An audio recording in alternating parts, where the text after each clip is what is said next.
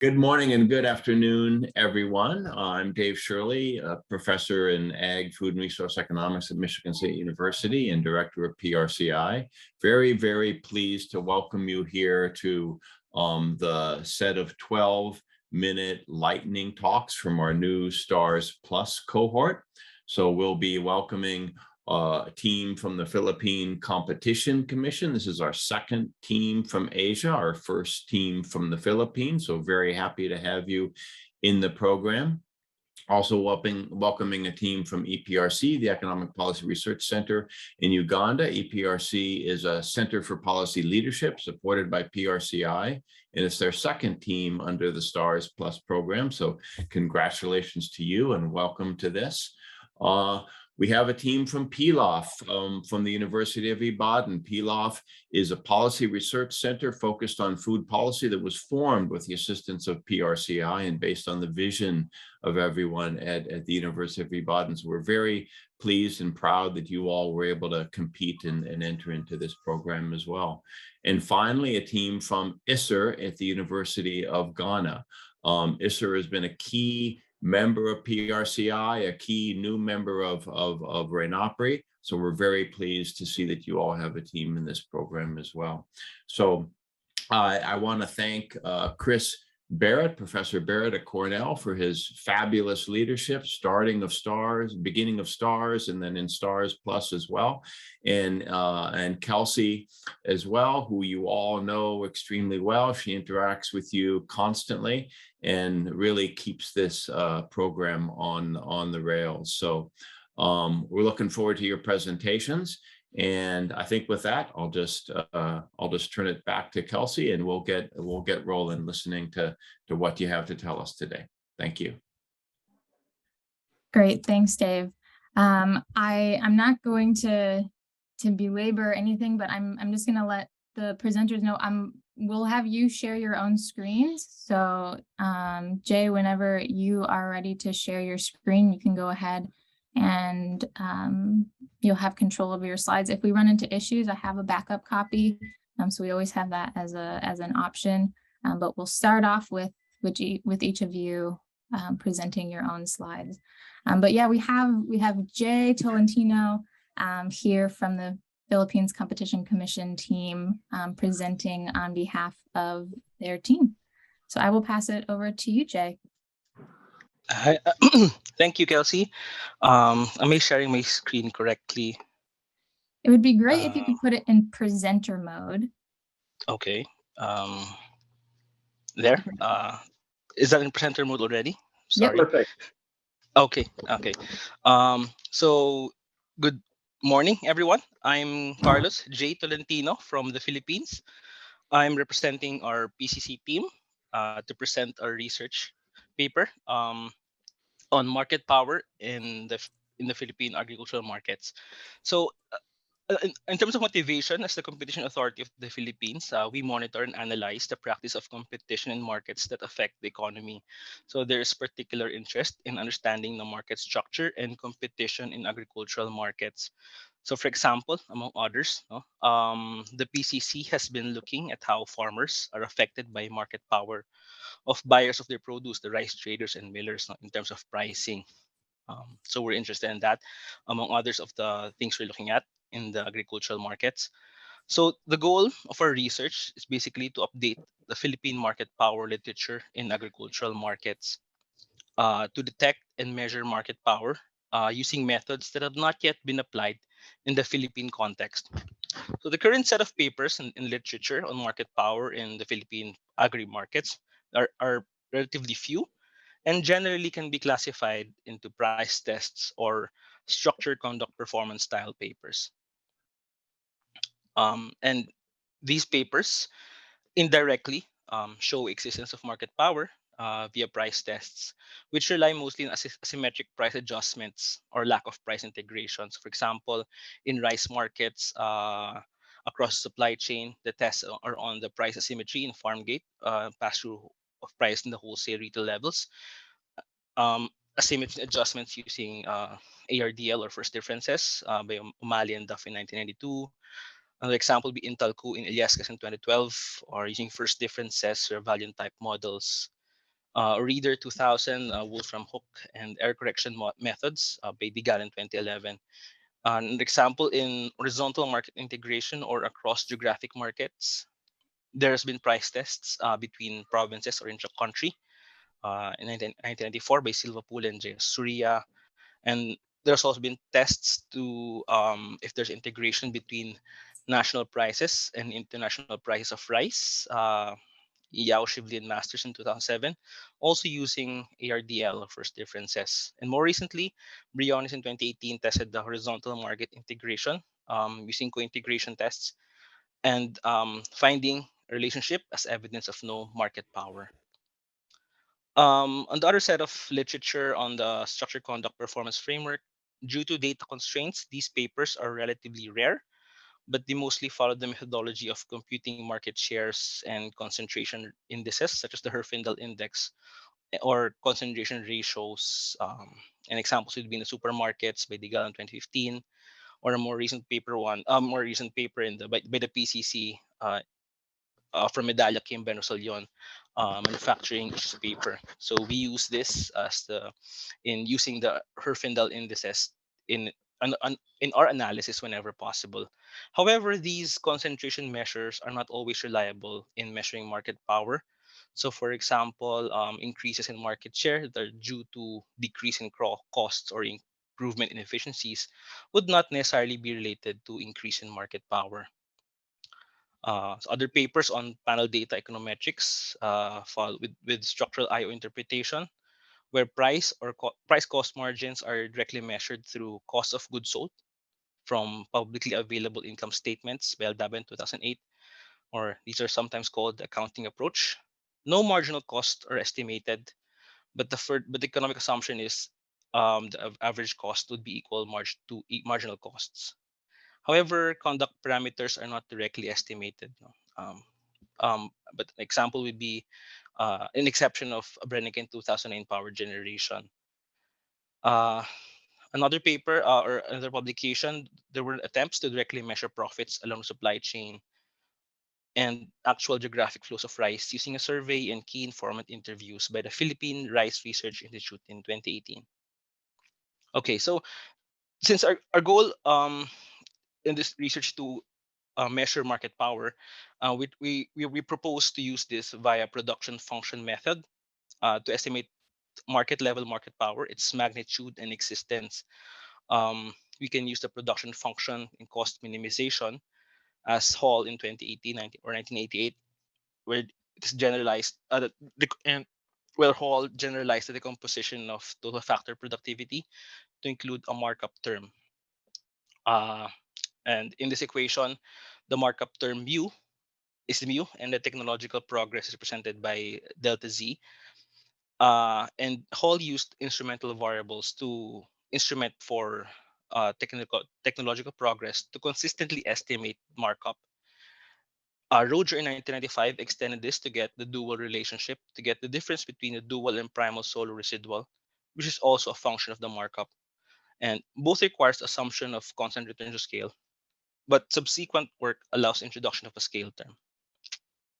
So so we recently gained access to survey data or census data of establishments um, to, to, to conduct this research to estimate the production function.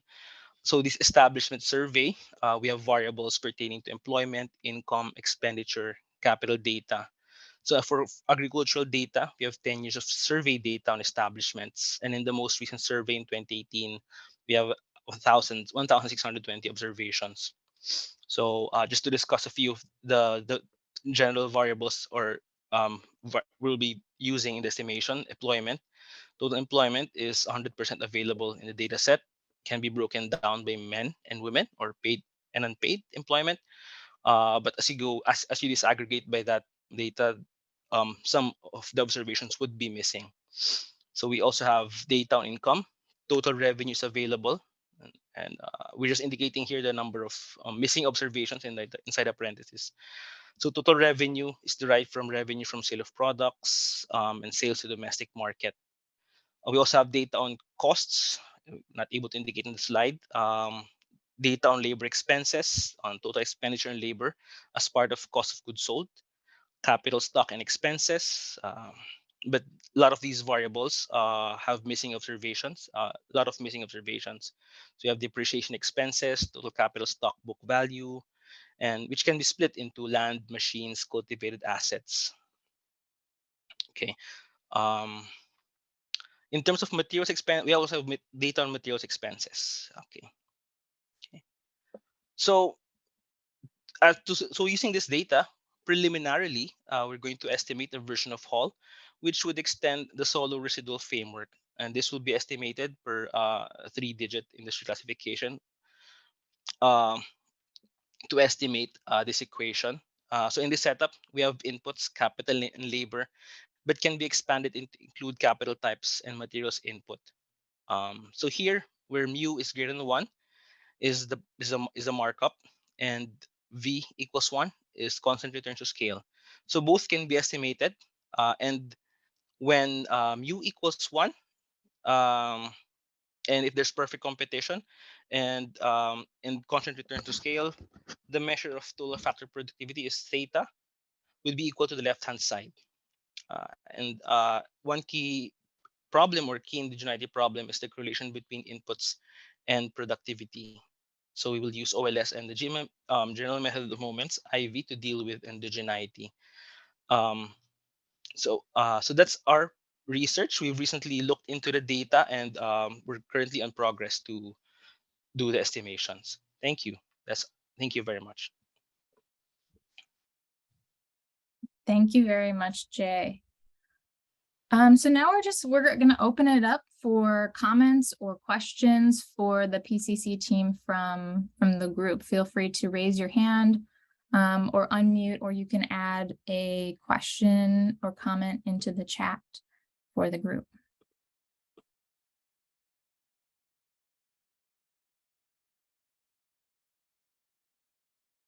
Chris, go ahead. Yeah, really nice presentation, Jay. The more I hear about this project, the more excited I get by what you and your colleagues are doing. I was struck by how many missing observations you're reporting, and I'm wondering whether you've looked into how many of those are truly missing versus they appear to be zeros that just weren't recorded as such. So there are lots of small businesses, for example, that don't have land.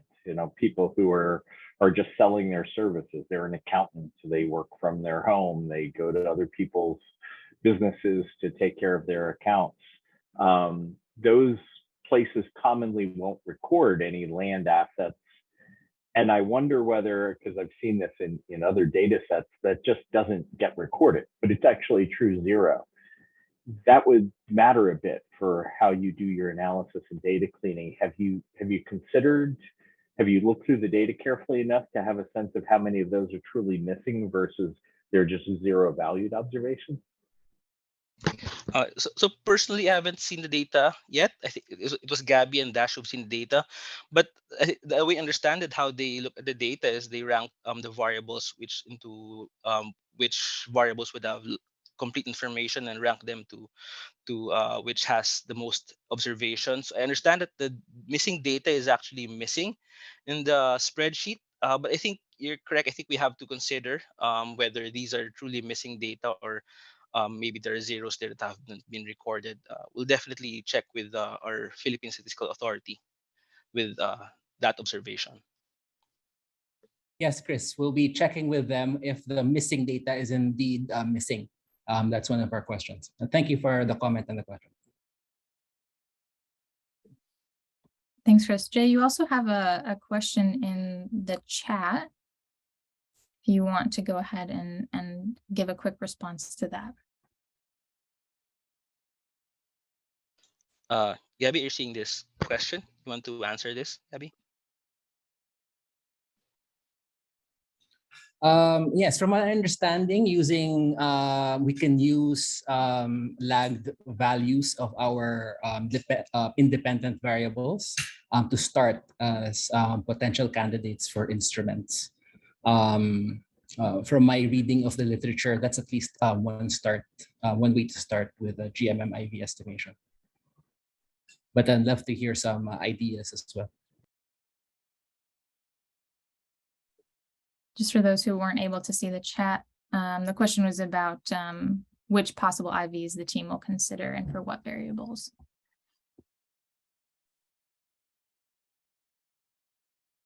Any other questions or comments? Advice for the team from the Philippines? I will also note and give thanks to their mentors. So we have 2 mentors per team for each of our STAARS Plus teams. So the PCC team is mentored by Arna Basu and Molly Ingram, and I believe Molly is here today. So thanks, Molly. All right, we have a question from Maggie. Thanks, Casey. Actually, it's just a small comment. If you can go to the slide where it's showing the goal.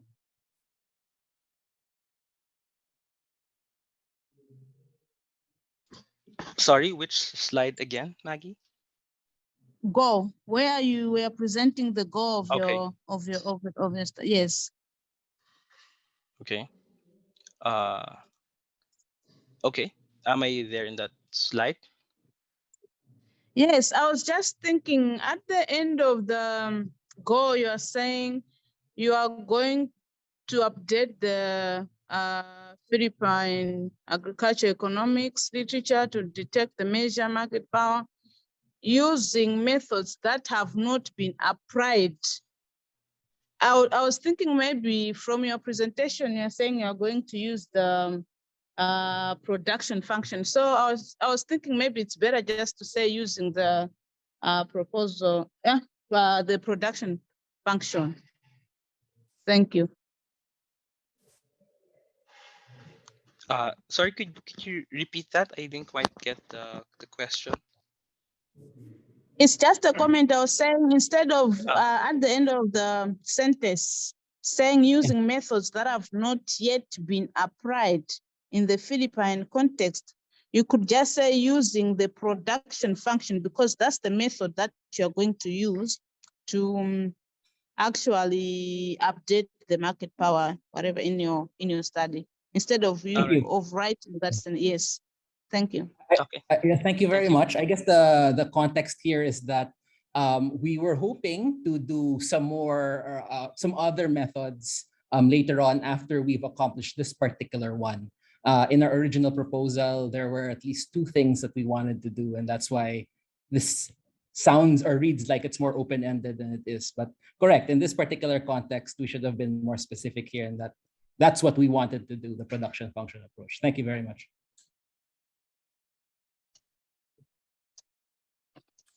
We have time for at least one more question if there's anything lingering in the group. I will also, let's see who we have up next. Dablin, if you are ready with your slides, I would say get prepared because we will be coming to you shortly.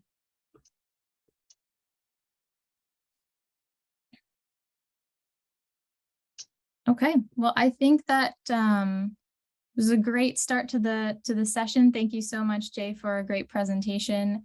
If you have questions or comments as the group and you want to directly contact the team, feel free to go ahead and reach out to them. But with that, I think we will move it on. Thank you, everyone. Thank you, everyone. I think we'll move on to our EPRC team. So Dablin, if you want to go ahead and share your screen and your slides so we can go make sure we see everything. And I think you'll also want to go into presenter mode or present. All right. So like I said, we have Dablin here with the EPRC team that is going to give their presentation. I will just go ahead and shout out their mentors at the start of the presentation this time. So they are mentored by Duncan Boughton and Rui Benfica. All right, Dablin, over to you. Thank you, Kelsey. Hello, everyone. My name is Dablin Impoga. I'm from the Economic Policy Research Center. Representing the wonderful team of my co-researchers and the mentors. I'll be presenting our study titled Linking Crop Productivity, Market Performance, and Technology Use Among Farmers in Uganda.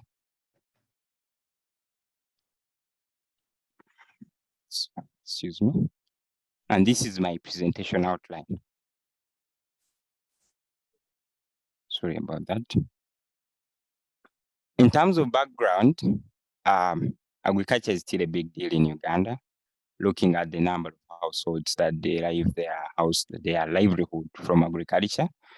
But the sector is not without challenges. There are a couple of challenges that are facing the sector. The importance of agriculture has been reaffirmed by the current COVID-19 pandemic because it became a fallback position whereby different businesses that faced shortcomings within urban areas and the centers, majority of Ugandans went back to the villages, to rural areas to engage in agriculture.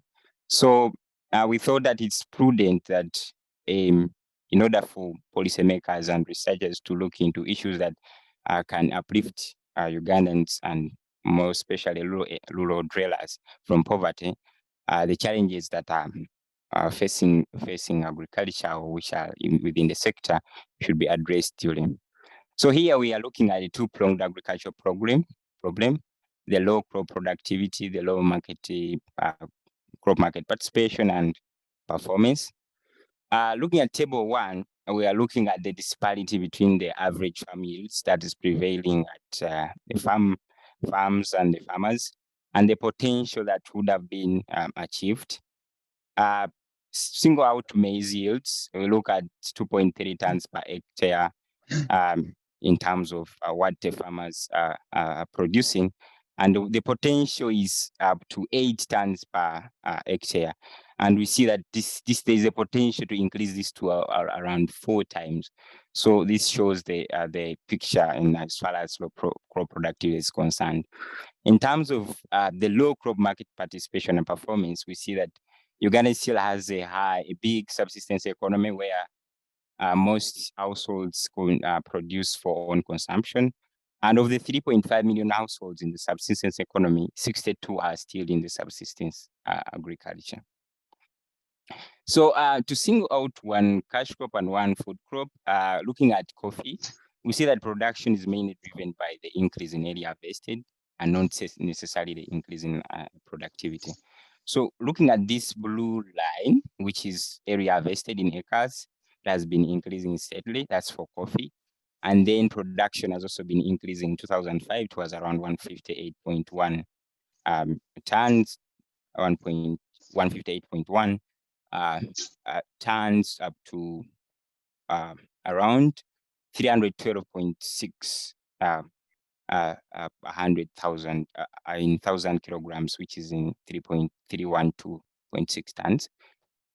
What we get from here is that these orange bars, I guess it's orange, show the yield in terms of kilogram per acre, and it is declining for coffee. So this production that we see that is increasing is mainly driven by area harvested. Now the picture is relatively similar, though slightly different from that of coffee.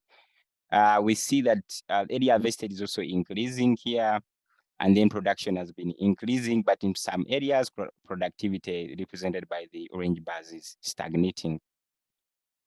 So what do we seek to answer?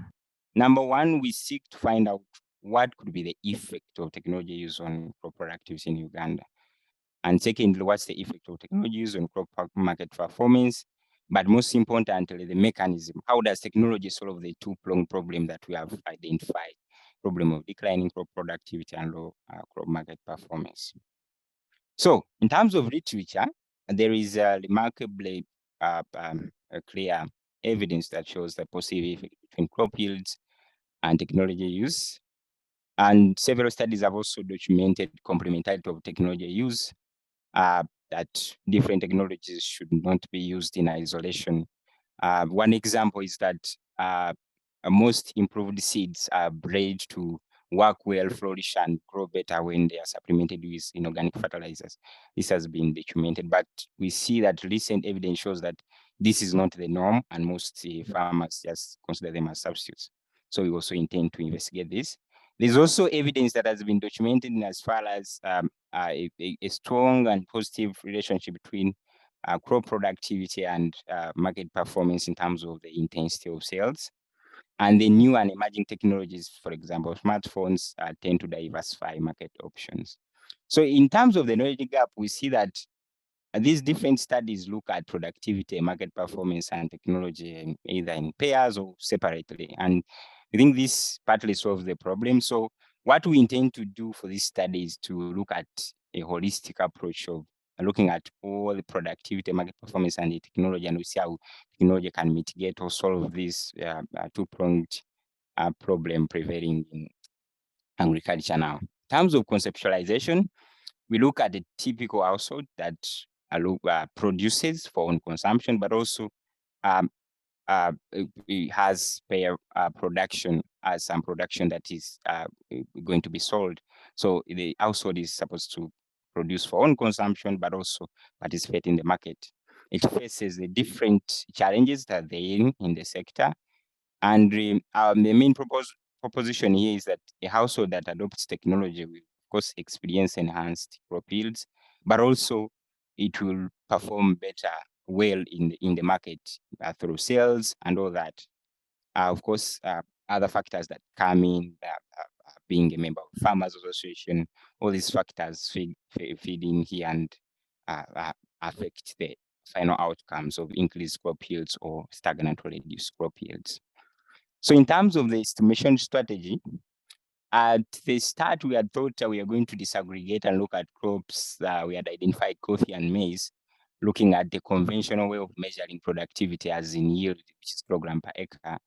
But then when we looked at the context of Uganda, it's very common for Ugandan farmers a farmer to have within the same plot, they have coffee, they have bananas, and then they plant maize. So you have like 3 crops. So it can be quite problematic to attach or assign inputs to a specific crop. So now we are leveraging measures of total factor productivity as put forward in this recent study by Alagon. So we shall juggle these two and see how it pans out.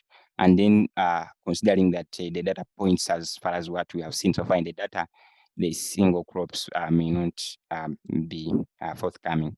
So in terms of crop market performance, we are following a framework by Benfica, where we do a crop sales index. But for crop market performance, considering that participation performance is conditional on participation, if a farmer or a household is faced with a discrete choice of either participating or not participating. So this introduces the sample selection bias. So here we are looking at the Heckman two-step technique, where we shall do in the first stage, analyze the discrete choice of participating or not participating. Then stage 2, where we'll look at the continuous outcome. So the data we're using, the latest 4 waves of the Uganda National Panel Survey, that's the 13, 14, 15, 16, and 18, 19, plus the recent one, which is the most latest with the 19, 20. And here we single out just the most commonly grown crops, that's maize, coffee, and bananas. And we see that all over 70% of households in Uganda, at least, these crops contribute to this. Most households grow these crops, but there are several that are grown in the country, as you see here in this kind of footnote. There are so many. In terms of preliminary findings, what we get from here, quick one, is that, like I've said, whatever we have seen so far in our delving into the data, there is low usage of technologies, the different technologies, that is percentage of, for example, usage of organic fertilizers, inorganic fertilizer, pesticide, and improved seeds. As well, there is low market performance. But what we derive from that is we look at now complementarity, as we have seen in the literature. What's the picture in Uganda? We ask ourselves, do farmers view these technologies as substitutes or complements? So we see that usage of organic fertilizers is at around 6.9% of households using. Then you got inorganic fertilizers, that's very low. Then what's the percentage of households that use organic and inorganic fertilizers. Now it drops drastically. This is the same picture for improved seeds, which is like 7.9. But then when you combine improved seed with inorganic fertilizers, it drops to 0.5. Now, this is contrary to what agronomists recommend, that the fact that most, if not all, improved seeds are bred to work well, flourish, and grow better when they are supplemented with inorganic fertilizers. It's not what is happening in the country. The same picture is also with the organic fertilizers and pesticides. So there's a possibility that the complementarity of technology is not happening. This is for further investigation. Now, here we look at briefly the decision makers. Does the complementarity of technology usage change on the sex by the sex of the decision maker? Here we use household heads, for example. We see in generally, if you look at the first four columns, this and this, whether female head or male head, usage of technologies is high in male heads compared to female heads. Now, this which has shown that females or women take care of their farms better compared to men. Now, we would expect them to know or maybe use have a higher complementarity of technology usage compared to men, but we see that throughout, irrespective of the decision maker, complementarity is still low, as you see 1.1, 1.0, 1.4, but still it's relatively better when you compare male heads to female heads, heads, as in terms of decision makers. So this is what we have so far in terms of descriptive analysis. Thank you. Thanks so much, Dablin. So you already have a couple questions in chat that popped up during the presentation. So I guess we can start with those. And if anyone else has questions, feel free to raise your hand and we will get to you. Martin asked, this was all the way up, I want to say around slide 4. Martin, also feel free to unmute if you're able, and if you'd like to just chime in with your thoughts. It's Martin Fowler here from USAID Kampala, Uganda.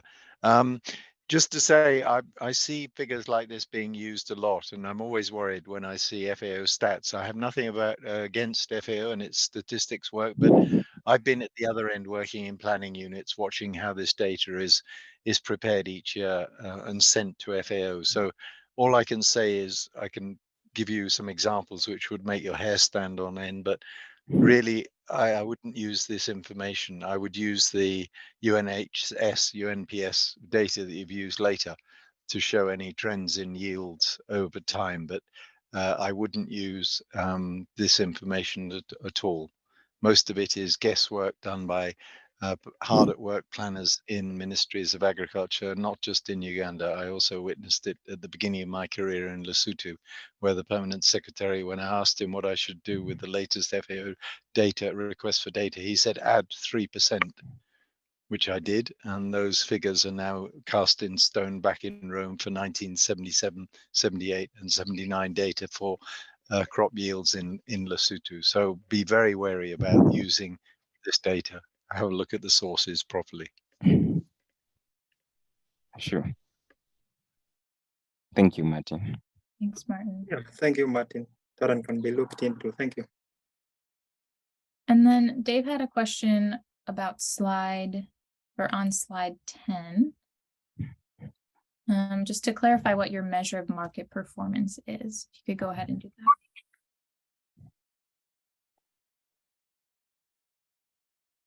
Yeah, it's there where it came up. You were referring to market performance there, and it wasn't went kind of fast, and it wasn't clear to me how you're measuring market performance. Oh, sure. If I can I take that quickly, girls? Oh, yeah, absolutely. This is your time to answer questions. Yeah. Oh, okay. For now, what we do as the measure of market participation, of course, we are discussing this yesterday with our mentors. we have they showed us another measure of market performance where we are going to divide production and the entire total production and how much is sold. For now, we're using a direct question, of course, with description, where we see the percentage of the harvest that is sold. But then that can come with some problems and issues, but we can explore different modes of market participation, because here we have the level of market participation and we have the percentages sold, then the performance is the value of sales. Yeah, so if, for example, if you have maize and you have that's the level, but then the question, the discrete question of whether you're participating or not is what gives us this. So we are just looking at the percentage of harvest in this case for descriptives, the percentage of the harvest that is sold. Okay, so likelihood of participation and then amount of sales, value of sales, conditional on participation. Okay, Sure. all right, that's at least clear now. Thanks. Now let's turn it over to Christone with his hand up. Thank you, Christone. Yes, thank you very much for this opportunity. I wasn't really clear on how they're going to measure productivity on intercropped plots. So I mentioned of using the total factor productivity, but I wasn't sure that how that would be used for plots which are intercropped with a number of crops. And another question is, what types of markets are you considering in your analysis? Because you're saying one of the problems is low market participation. So I was just wondering whether you are considering the local farmer markets where maybe the majority in the area will also be the producers and therefore low market participation. But I'm not sure whether that's the issue. So maybe if you can clarify on that one. Thank you.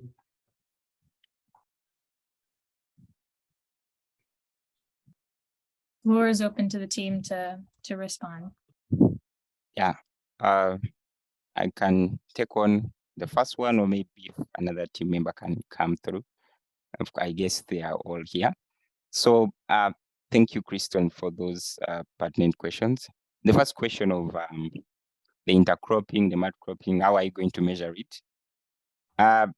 Like I said, at first we had thought we are going to, of course, be specific and explicit to look at using the conventional way of measuring productivity, that is yields, the kilogram produced in terms of output per acre or hectare.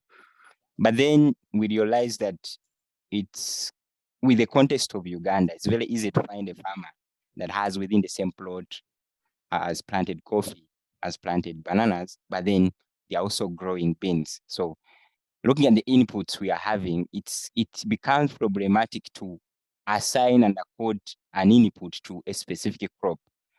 And then we advise that, okay, now start looking into total factor productivity measures. Now here we are looking at farm. Now the unit of observation analysis changes there. We shall look at the farm, we'll look at the total agricultural farm, the farm output in that regard.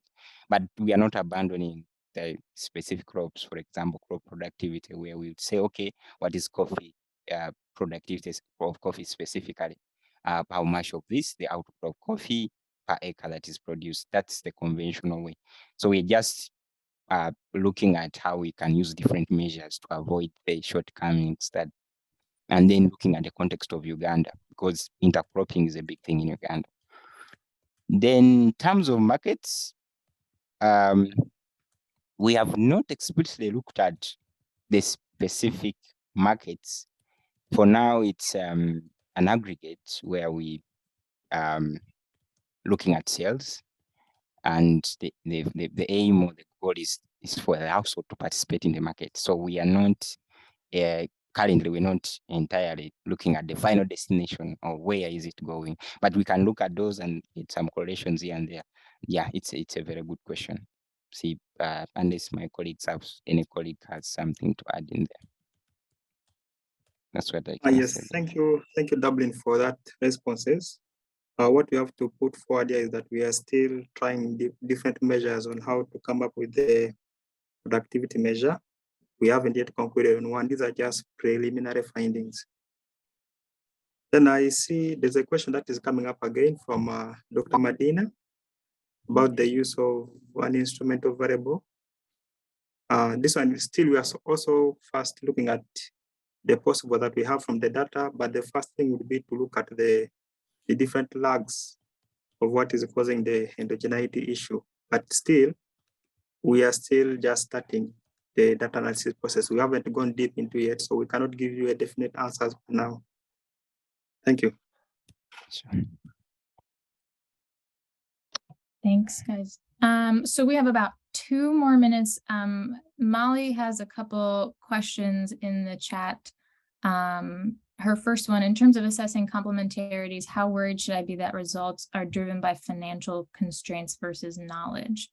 So maybe take 2 minutes to answer that, and then I can copy down the rest of her questions and you can follow up either in the chat outside or via email.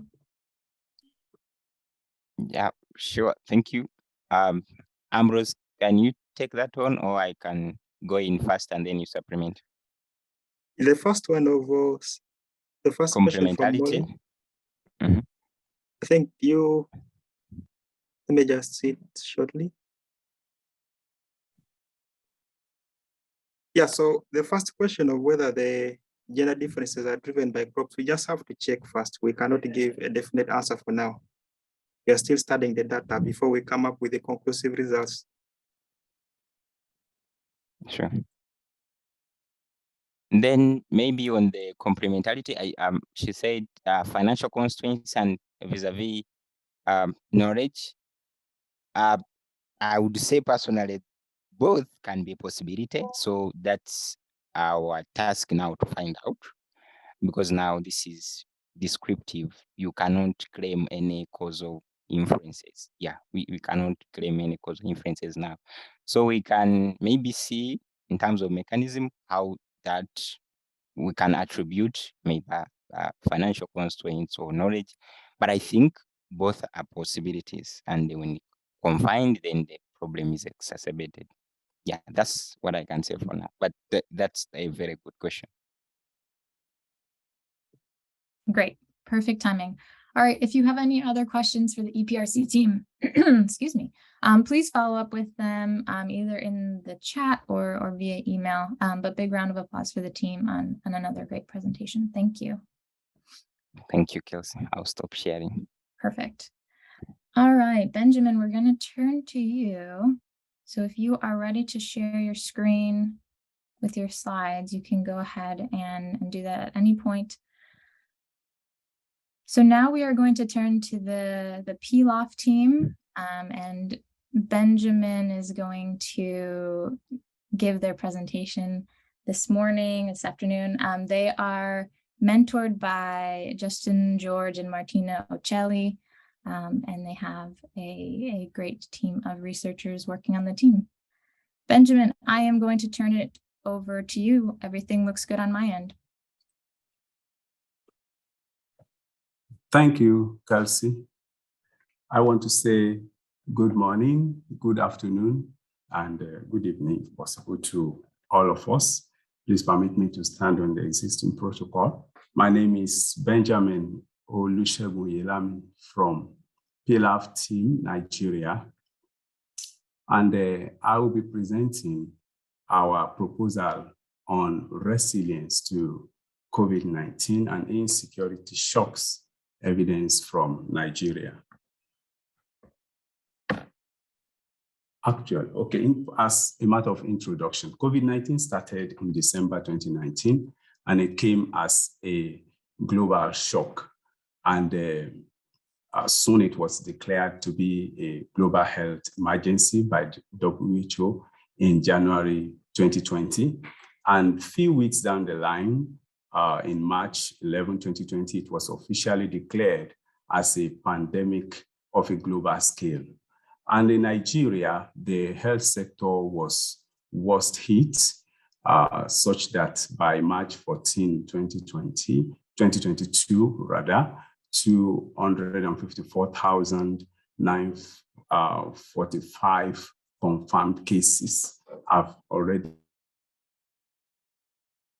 with 3,142 deaths. And however, this figure may look relatively low to other countries, but this is reflective of the fact that in Nigeria, there is actually a low level of testing, taking a population of about over 200 million Nigerians. As of now, around 4.5 million have been tested. So this could be the reason why the cases appear low to other countries. However, before the COVID-19 struck in Nigeria, there has been a lingering challenge of insecurities. This has actually come under different shades, such as Boko Haram, banditry, farm-rider clashes, militancy, secessionist agitations, and all of these have been affecting household food security status, as well as livelihood status and their well-being. So to worsen the situation, COVID-19 came. And by the observation of a number of authors on the slide, it has been confirmed that COVID-19 has worsened or increased food insecurity. It increased unemployment, increased inflation, as well as different shades of insecurity cases. So the growing concern in the mind of researchers is how are Nigerian households coping, and how can we describe their level of resilience under both shocks of COVID-19 and insecurity that has been on ground before COVID-19 came. And resilience as a terminology has been described as the ability of the household to prepare for, to cope with, and adapt to shocks in such a way that their well-being is still preserved and they do not fall below the poverty line. So the motivation of our study comes from the fact that we wish to look at the combined effect of the shocks from COVID-19 and insecurity.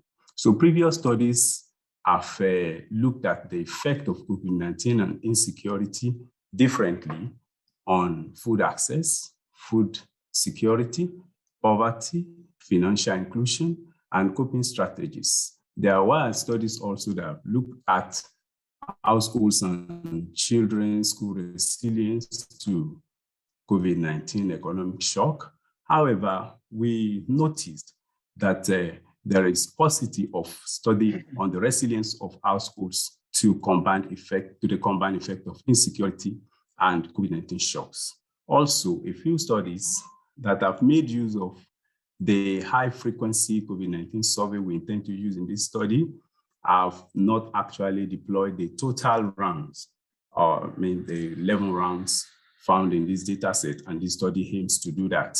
Also, this study aims to look at the gender and rural-urban disaggregation across the households vis-a-vis the effect and the combined effect of insecurity and COVID-19. So we made search into literature and also found some gaps, which were further confirmed or corroborated by the authors on the slide. So it has been discovered that there's a need to ascertain that COVID-19 indeed caused higher food insecurity.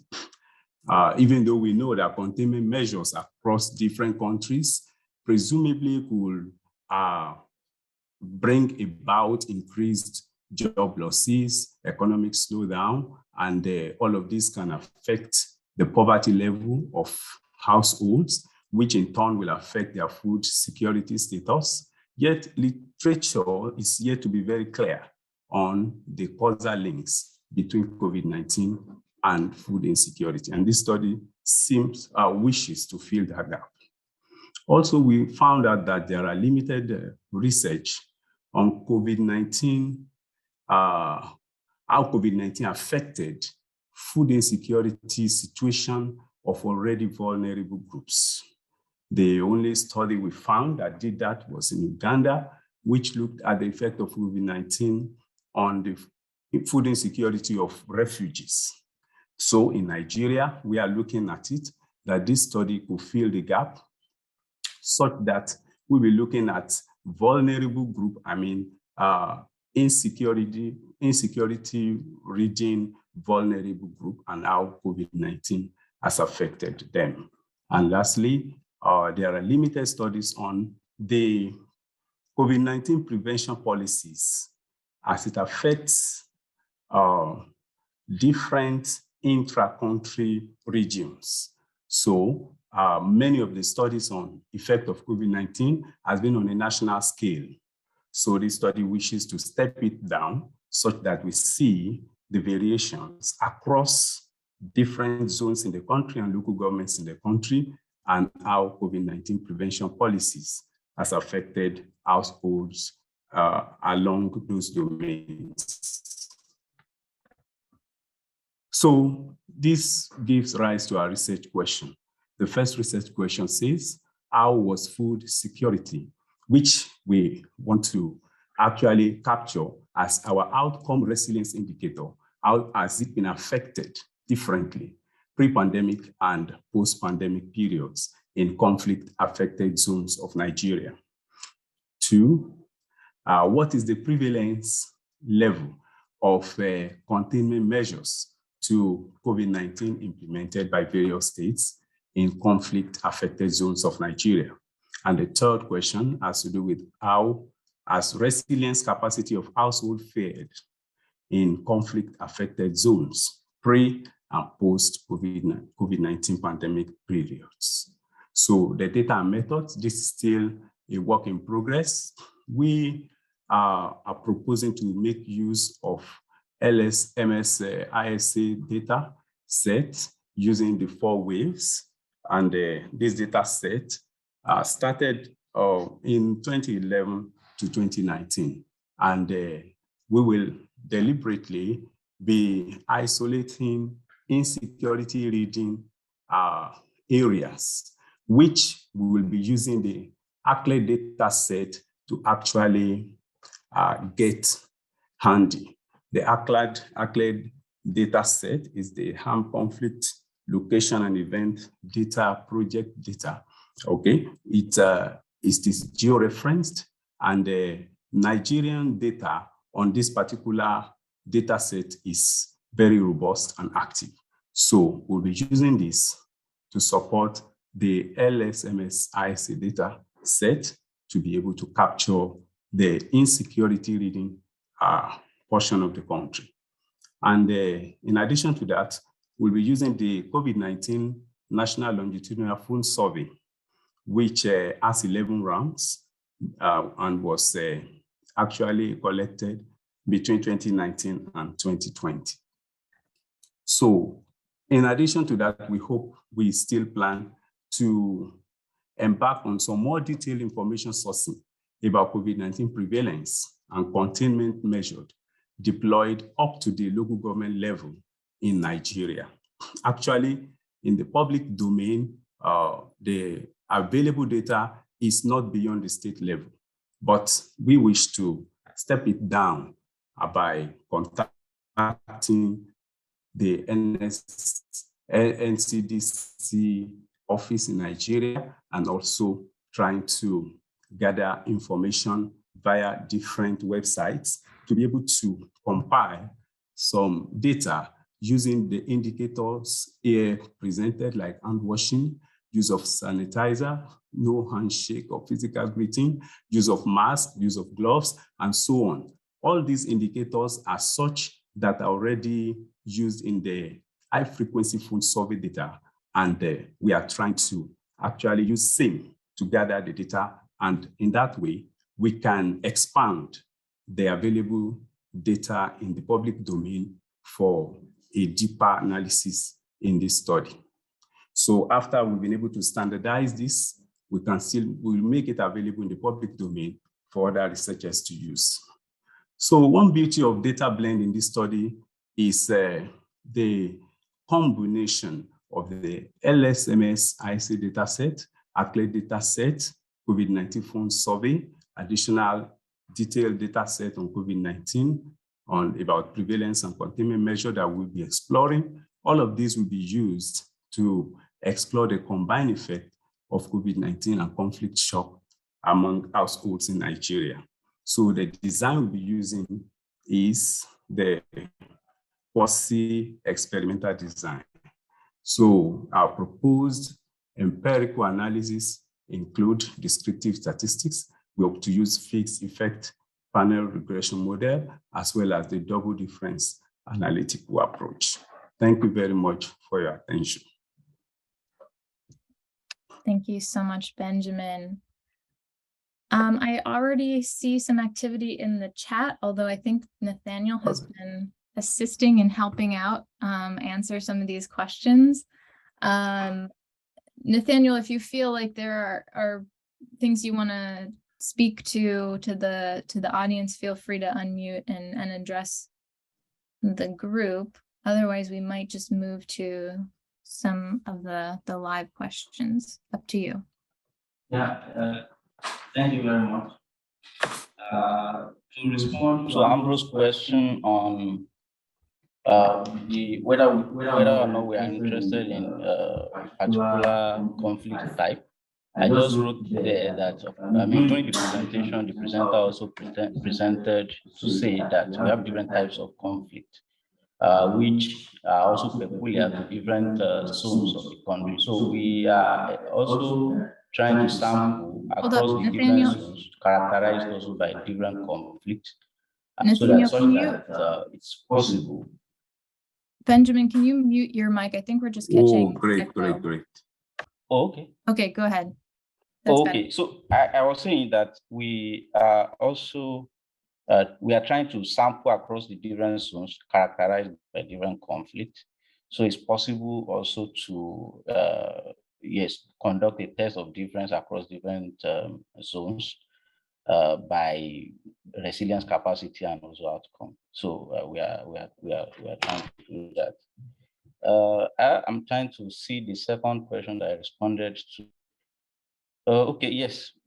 Post-pandemic, pre-pandemic. I said by post-pandemic, we actually mean shortly after COVID was declared a global pandemic. Yeah, I think that should answer that question. Yeah, thanks. Great, thanks. And then there's a new question from NECA.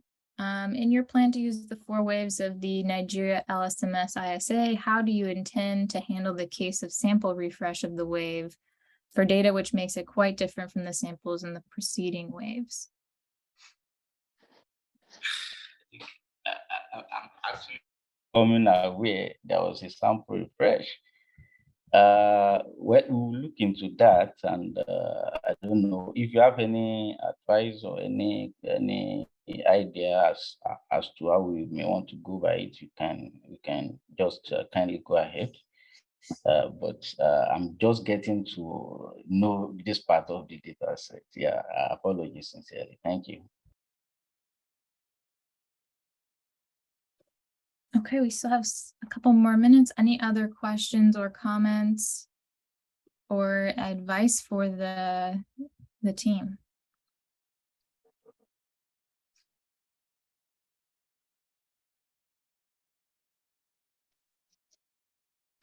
Okay. Medina, thank you. Okay, thank you, Kelsey, and to the team. For sure, the topic really caught my attention because it's topic of resilience to COVID-19. And you're talking about issues that everyone is really interested also in knowing within this nexus of COVID-19 and security. I think when you look at the topic of insecurity to shocks, is because I think when you go into the actual presentation, it focuses on food insecurity at the end of the day. So why wouldn't it be more prudent to actually put food insecurity in terms of the nexus between COVID-19 and food insecurity? Because at the end of the day, you left it too wide. And then we do not see that context even within the preamble of the presentation, which I think we dealt a little bit more on the issues around the health aspects of it within the introduction, that we did not tighten the gaps within the actual COVID-19 and security aspects directly. And given that shocks usually in the literature of shocks, we have either the covariate shocks or the idiosyncratic shocks that we understand. And I think the LMIS also picks them in that sense, that either some are covariate or idiosyncratic. And then we'll be able to see that division in terms of which of these shocks are driving a little bit more issues between your post or pre-pandemic period of COVID-19. So then probably it would be to be more clearer in terms of what you're going to be capturing in that sense of the shocks that are beyond covariate shocks that I think the paper is trying to focus on the idiosyncratic side of the shocks more than the covariate shocks. So there is that bit of that aspect that when you see into the presentation, which is on now health, so I said, oh, where are we going? When it started off with health, a little bit of it. And then I said, so where's the economic part of it in terms of the aspects beyond the actual sectors that COVID-19 came in terms of the economics of it in this sense. So I think that aspect that are lost in terms of tightening the data set to the preamble to the topic that you are having, that I think I got lost in there. I submit, Kelsey. Thank you for that comment. Okay, well, if there are no other questions or comments, I will leave you to follow up with the presenters if you need, but we are going to move on to our final presentation. So Kwame, if you are ready, you can go ahead and share your screen. Okay. Present mode, and I will let you know if it looks good. So we have made it to our last presentation. This is by the University of Ghana team. Kwame is going to be our presenter for the morning. And this team is mentored by Kibrom Abai and Justice Mensah. So it looks good on my end. I will turn it over to you. All right, I'd like to test my microphone. Can you hear me? Sounds great. Okay, super. All right, thank you very much. And hello to everyone. Good afternoon, good morning. Thanks for coming for this presentation. And our topic is rural transformation in Ghana, and we want to find out which constraints bind. Okay. So basically, I'll introduce what we are trying to do and then emphasize the problem statement, discuss the conceptual framework and then the hypothesis that we have made for this study, and then talk about the RQs and the objectives, the methodology we hope to adopt, and then I end with a brief review of the literature. Right. So in many African countries, the agricultural sector is the largest employer. In Ghana, for instance, it employs about 61.4% of the labor force in rural areas. And these are areas that are characterized by limited opportunities for non-farm wage employment. Hey, Hassan, I'm good. Yeah, farming therefore remains the main source of livelihood, particularly for these those in rural areas, and it's kind of indicative of the nature of the country's rural transformation trajectory.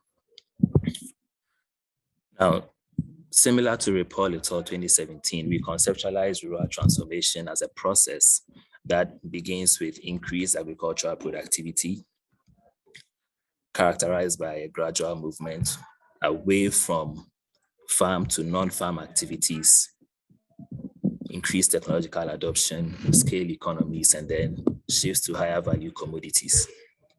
Right. The problem is that even though most policymakers have an agreement, on the need for rural transformation. There's insufficient understanding of the drivers and constraints of rural transformation, particularly in Ghana. Now, in framing the tenets of transformation in Africa, Laws 2016, Filmer et al. And Amel 2015 noted that the agricultural sector is critical because it has the potential to, provide employment, spur sustained growth, and stuff like that. Despite this, critical nature of the agri sector, it is still constrained by a myriad of challenges that it faces. So we conceptualize, that the traditional structure of rural communities is that it is agriculture dominant.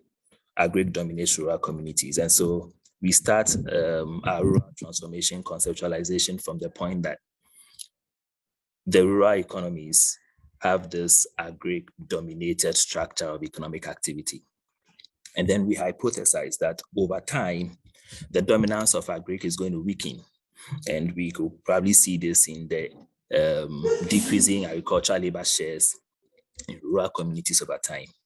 Again, we hypothesize that this could be explained by this weakening dominance of the agricultural sector could be explained by diversification of the rural economy, which is itself motivated by many factors, including access to general purpose technologies such as electricity and ICT. Right. So this study, we seek to achieve the following objectives. The first one is I want to explore the nature and the pattern of rural transformation in Ghana. What has the pattern of rural transformation been like over time? And then we would like to identify the enablers and the constraints to rural transformation, where our special interests would focus on the role of general purpose technologies, such as electrification and ICT coverage on agricultural labor shares. So our research objectives are linked to that. What is the nature and pattern of rural transformation in Ghana? What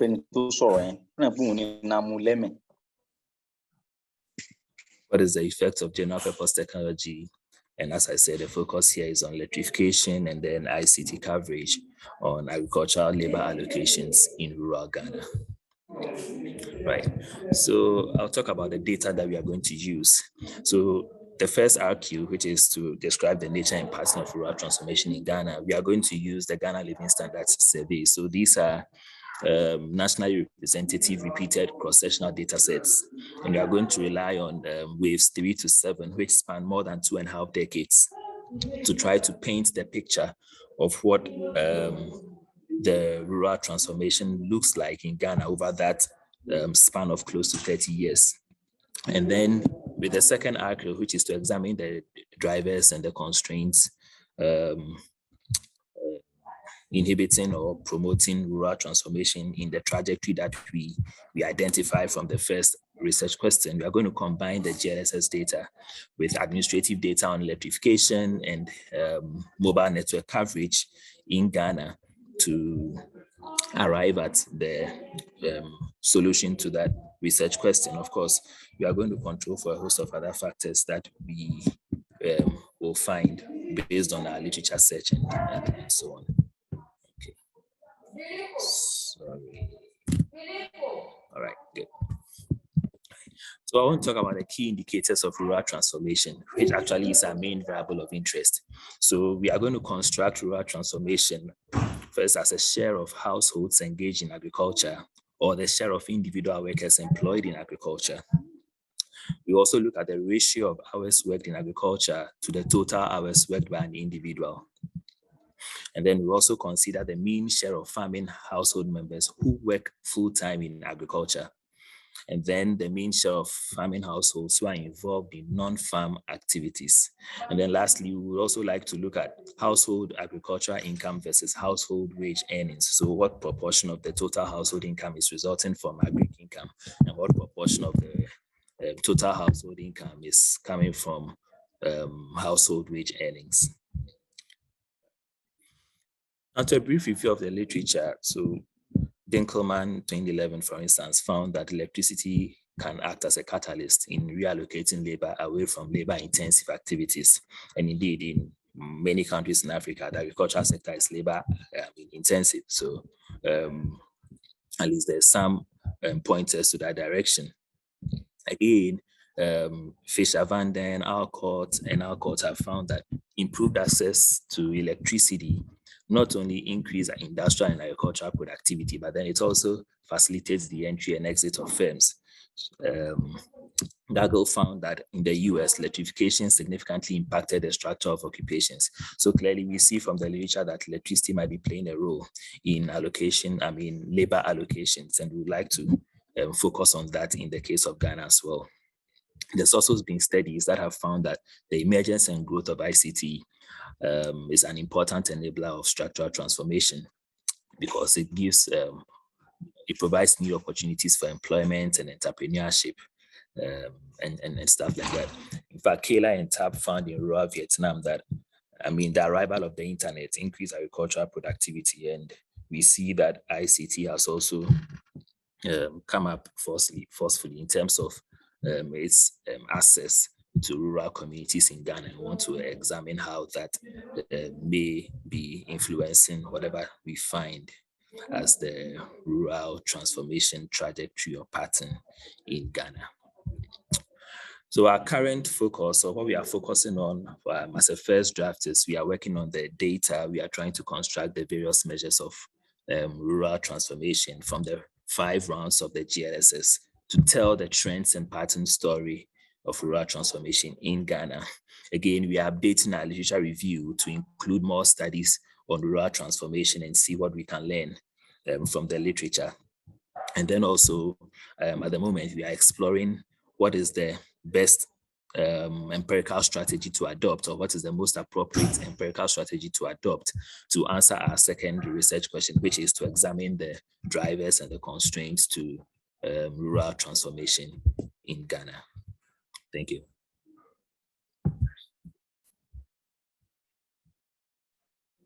Thank you so much, Kwame. All right, we are going to open it up to the group for questions, comments.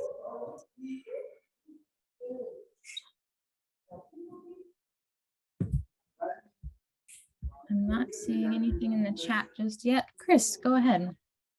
Yeah, thank you so much, Kwame. This is really an exciting project. I'm interested to know a little bit more about the electrification and mobile phone coverage data that you plan to integrate with GLSS.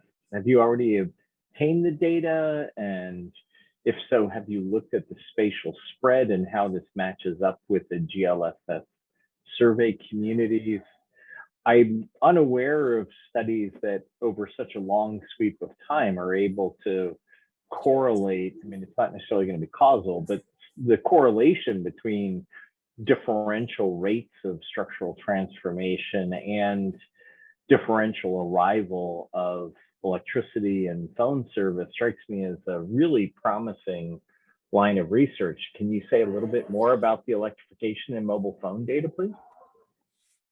All right, thank you very much, Chris, for your question. So this electrification and mobile coverage data is a spatial data. You're right about that. So it tells us which areas had electricity at which point in time. So over the 30-year period, we are going to, for each area, each community or district, we will see at what point that community was electrified, or when electricity was first introduced to that community, and then similar to the mobile coverage, at what point that community had access to mobile service.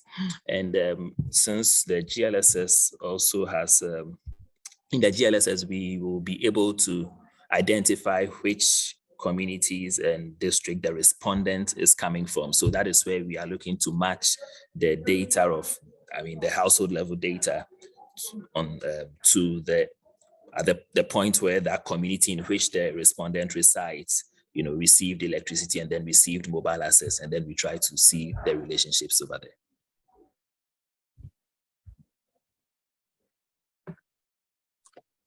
Great. Any other questions, comments? Monica, thank you.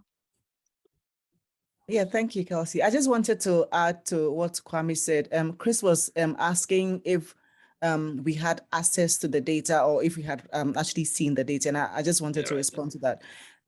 So fortunately for us, one of our mentors actually has the data. Justice has the data. He's worked with it for some time. So he's agreed to share the data with us when we start working on that second part, and he's going to guide us in terms of how to actually merge it to the GLSS data that we have at the moment.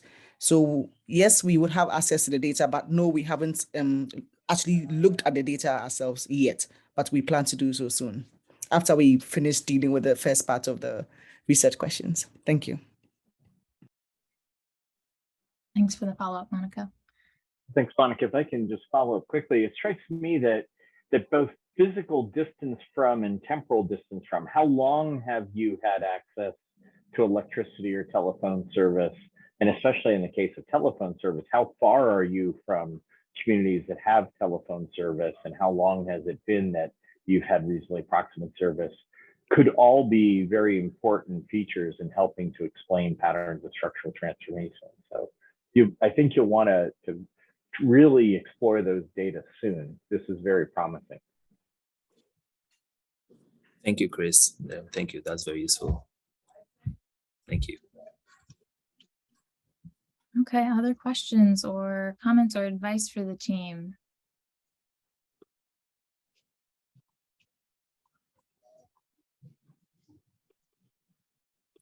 Okay.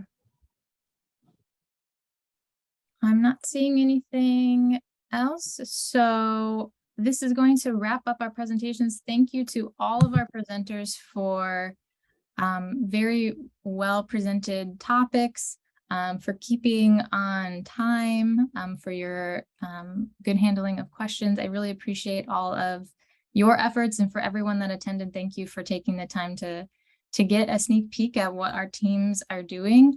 Hopefully we will have the same session at the end of our program, and all of these presentations will be complete projects, and you can come and check back in with the teams.